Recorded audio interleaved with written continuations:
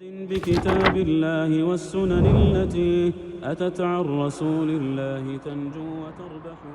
Transmeton Asma bint Abi Bakr, Asmaja vajza Abu Bakr. Dhe gjithashtu Abdullah ibn Amr ibn As, tek Imam Bukhari në Sahihun e tij. Dhe Anas ibn Malik tek Hakimi dhe Bezari dhe të tjerë. Thot dita në të cilën pejgamberi sallallahu alaihi wasallam u ballafaqu me momentin më të vështirë kritik për jetën e tij, ishte një ditë nga ditët e para të Mekës. Muhamedi sallallahu alaihi wasallam hyri në Mekë dhe Muhamedi sallallahu alaihi wasallam në këtë periudhë ishte ai i cili vetëm ai e shfaqte dhe e publikonte Islamin dhe nënshtrimin, dhe aty këtu dikush, ndërsa shumica e atyre besimtarëve të pakt, e fshehnin Islamin. Dhe ishte legjitimuar që të fshehet në atë kohë. Dhe Muhamedi sallallahu alaihi wasallam u fut në Mekë, në Qabe, dhe në një pjesë të saj ishin paria e kufrit dhe shirkut asaj kohe. Uqba ibn Abi Mu'ayt dhe xhamati i tij. Dhe kur e pa Muhamedin sallallahu alaihi wasallam, u ngjall te ta ndjenja e sakrificës për zotrat e tëne, për idhujt. Sa që thanë, ky është ai i cili po na ofendon idhujt, që i ka adhuru baba dhe babgjyshion. Ky është i cili po na do të thotë po na demaskon krejt atë që ne kemi ndërtu mbi bindjen tonë karshitën e idhujve. Dhe aq shumë i përmendën ato të cilat Muhamedi sallallahu alaihi wasallam me ditën e parë tregoi që unë jam dërgu me përhap selamin, mi ushqy ata që kanë nevojë me ushqy, mi mbajt lidhjet farefisnore dhe mi thy idhujt. Kur i përmeni këtu e përmeni edhe mi thy idhujt. Wa kasri al-asnam, mi thy idhujt. Nuk jam ardhur mi respektu ata. Misioni jam është mi thy ata. Atë në ju kujtu kjo. Edhe Muhamedin sallallahu alaihi wasallam kur e pan, unë gjallë ajo farë gjelezia djallëzore e shejtanit në zemrat e tëne. Dhe Muhamedi alayhi sallam kaloi pranë tëne dhe unë dalë të Hijr Ismail, të ajo pjesa e Qabës që është sikur se hark, që aty unë dalë dhe filloi që të falë namaz, të bëj dua, lutje. Unë ngret më i poshtri tëne, Uqba ibn Abi Mu'ayt. Dhe tha, nëse tash une nuk hakmir na për zotat e me, kur ka mu hakmir? Nëse tash nuk e dëshmoj ga dishmërin me sakrifiku për ta, kur ka me dëshmu? Dhe e nëzori një si rip që e kishtë në trupin e ti. E mori atë dhe Muhamedi sallallahu alaihi wasallam duke qëndruar në namaz, shkoi nga pas dhe ja vendosi në fët pejgamberit sallallahu alaihi wasallam.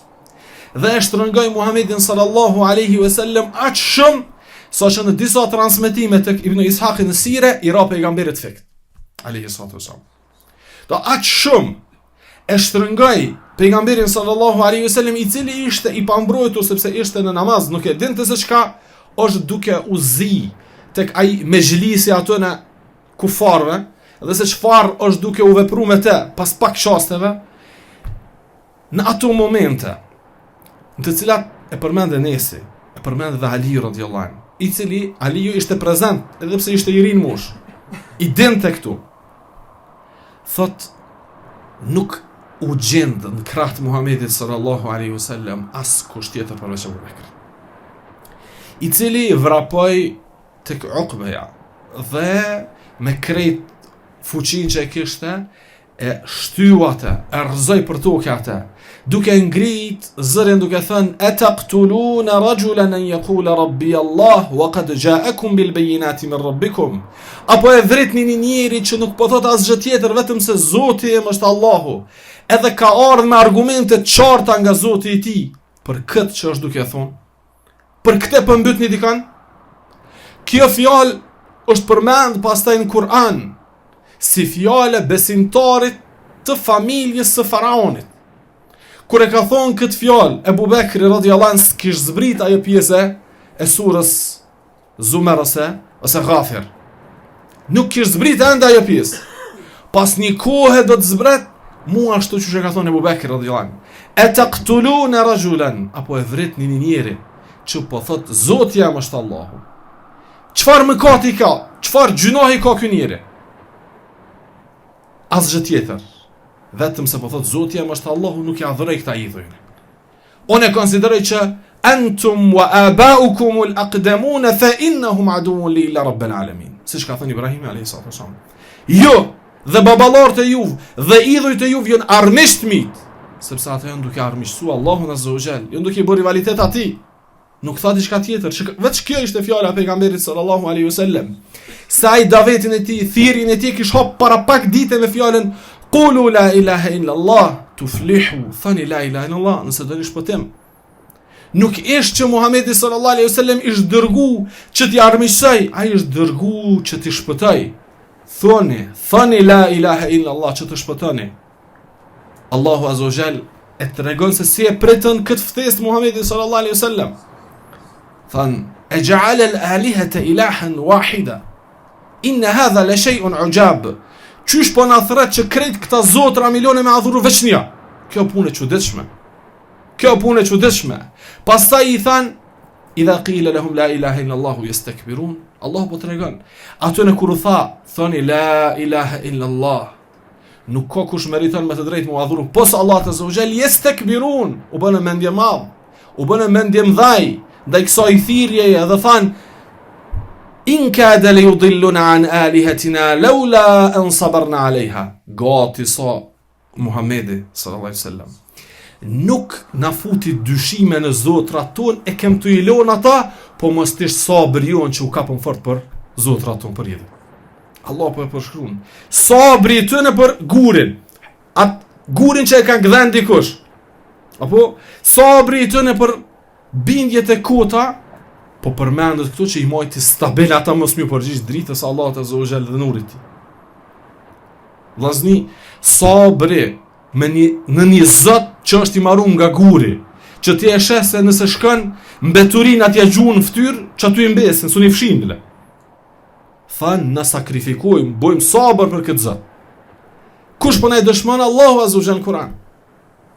Nëse ata bëjnë sabër, Ebu Bekri mos me bëu sabra. Po Ebu Bekri radiallahu an, me sabrin e tij, edhe atyne i ka shti dyshime. Edhe atyne i ka shti munal Muhammed, sikurse që ka ardhur një prej transmetimeve, ajaban li ibn Abi Quhafa. Çudi është me kët ibn Abi Quhafa me Abu Bekrin. Çudi është. Çka do që po veprojmë me te apo me shokun e tij, Muhammedin sallallahu alaihi wasallam, nuk po i shtohet vetëm se bindja.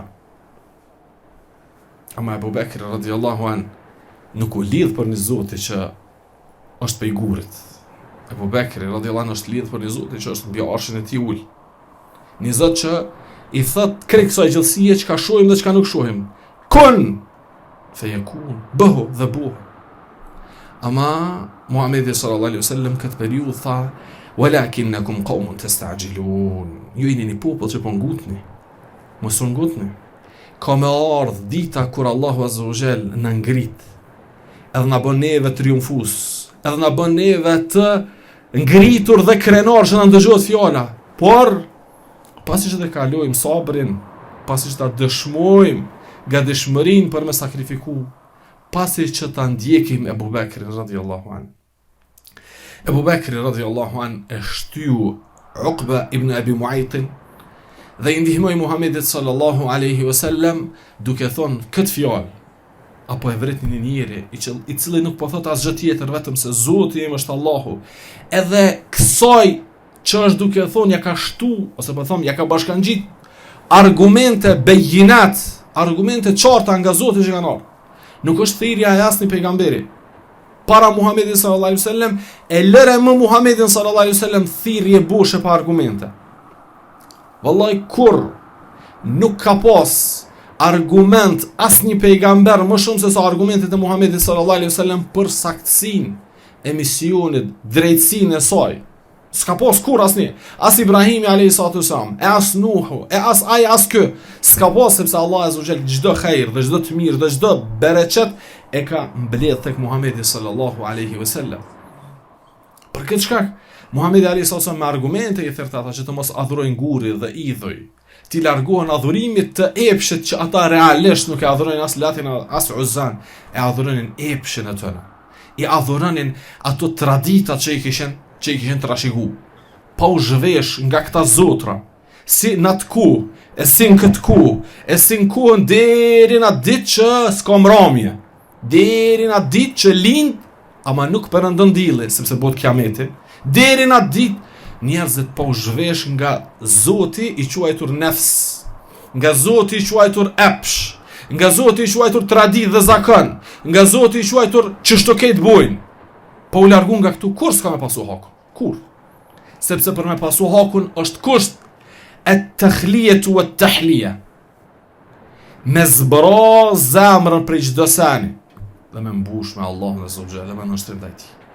Kur nuk i thuhet dikujt ka thonë Allahu e aj me ta këthy ty e çka me bu me këto dhe me ato. Që kjo nuk o përgjigja besimtarit. Përgjigja besimtarit kur do që thirret tek Allahu dhe tek pejgamberi. Ajo që i përket ati e kuptoj se kuptoj që shtot Imam Ahmedi rahimullah, yu'minu bihi wa yusallim. Beson të edhe i dorëzu. Tani, masi që të beson dhe të dorëzuhet, thot veç ako mundësi që së qarim të shqysh me adhuru në Allah për mesaj. Se unë s'pedi, unë ju dorëzua, qashtu është, për ta veç kalzoma verzion se qysh do të me zbatu. Jo me parapri atë, e qysha nuk pi bjen kjo ndesh me këto, si bjen kur ndesh ajo me këto dhe kjo me ato. Ti jenë spruv, ape ndëgjën, fjallë Allah dhe pejgamberit. Si me duke full për zbulime, e as për prova, e as për dishka tjetër. Fjallë Allah dhe pejgamberit.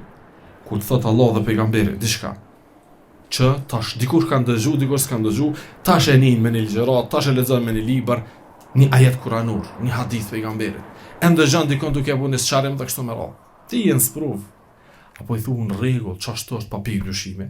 E tani kërkën sqarim për me mjanis me praktiku në jetën tonë, apo thu kjo po mduket është ndesh me këto dhe ndesh me ato dhe pastaj dikur të mushët menja, ama ti këtreni i siddiqijës, jetë dikon tjetër. Ebu Bekri radiallahu an, masi që e shtyu Uqben dhe e largoj atë dhe i ndihmoj Muhamedi sallallahu alaihi wasallam, u të bun tash edhe ata të se të ishin në mejlis, por jo tash tek Muhamedi sallallahu alaihi wasallam, po tek Ebu Bekri. Dhe e marrën Ebu Bekrin radiallahu an, atë njerit but të mëshirshëm, atë njeri që e njehnin për mençuri, e njehnin për urtësi, e njehnin për provoj, e njehnin për çdo të mirë, e marrën dhe aq shumë e përsekutun, aq shumë e rrahën, sidomos Uqba ibn Abi Muajti, me disa, do të thotë, nalla që i kishte të drunit, e shkelte Ebu Bekri radhiyallahu anhu fytyrë, sa që nuk u njefte Ebu Bekri nga pasojat e asaj që vujti. Sa që nxitun fisi Benu Tejm, fisi Ebu Bekrit, dhe ndërhyn sepse ishte diçka e pazakonshme që dikush Ebu Bekrit t'i bëj kështu, dhe ndërhyn dhe e morën, qysh ka në transmetim, thot te Ibn Asakir është transmetimi, gjithë mendonin se Ebu Bekri mu nuk do të kthehet një. Aq shumë e rrahën, aq shumë e përsekutun, sa që ata e ngrehen Ebu Bekrin zhagazi dhe e fotën në shtëpi, e shpëtun nga durte e atyne kriminalve, dhe fisi Benu Tejm tha, nëse po e presim lajmin, nëse vdes Ebu Bekri, ju keni me jep hak ndaj Ebu Bekrit, do të thotë keni me pagu këtë që e keni vepru, për shkak se Ebu Bekri nuk është njoft asnjëherë. Nga të ku i kishte Ebu Bekri pranë 40-tave. Nuk është njoft që është problematik. Kur s'ka pas të lashe. Allahu azza wa jalla ruajti Ebu Bekrin, nuk vdish. Por Ebu Bekri radhiyallahu an ishte ai i cili dëshmoi se kur tha Muhamedi sallallahu alaihi wasallam, unë jam i dërguar i Allahut, tha po ja Rasulullah, ti je i dërguar i Allahut. Dhe prej aty tutje, vetëm se për të çka duhet me ndihmu, çka duhet me sakrifiku.